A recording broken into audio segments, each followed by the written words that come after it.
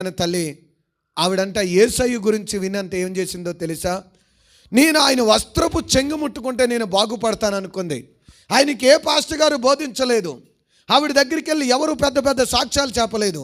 కానీ తన బాధను బట్టి అనుకుందంట, ఏమన్నా తెలుసా, నేను వెళ్ళి ఆయన వస్త్రం ముట్టుకుంటే నాకు బాగుపడుతుందని. ఎందుకో తెలుసా? అంతకుముందు ఆయన వస్త్రం ముట్టుకుని బాగుపడిన వాళ్ళు ఎవరో లేరండి. పోనీ ఎవరైనా అంతకుముందు వస్త్రం ముట్టుకుంటే బాగుపడ్డారు, నేను కూడా ముట్టుకుంటే బాగుపడ్డాను అంటానికి లేదు. ఆమె విశ్వాసం ఎంత గొప్పదంటే ఆయన చెయ్యాలి, ప్రార్థన చేయాలనుకోలేదు. నేను ఏదోలాగా వెళ్ళి ఆ యేసయ్య వెనకాల వస్త్రం ముట్టుకుంటాను, నన్ను బాగు చేస్తాడని తనంతట తానుకు వచ్చిన విశ్వాసాన్ని బట్టి ఏం చేసిందో తెలుసా? జాయిగా వెళ్ళి ఆయన వస్త్రం ముట్టుకుందంటే అండి.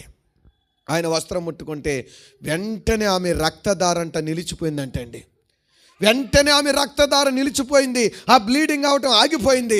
ఆవిడికి తెలిసింది, అమ్మయ్య నేను స్వస్థపడ్డాను, నేను బాగు చేశాడు దేవుడు. విశ్వాసంతో నమ్మింది, నమ్మకంతో ఉంది. యేసయ్య అంటాడు, ఏమని తెలుసు?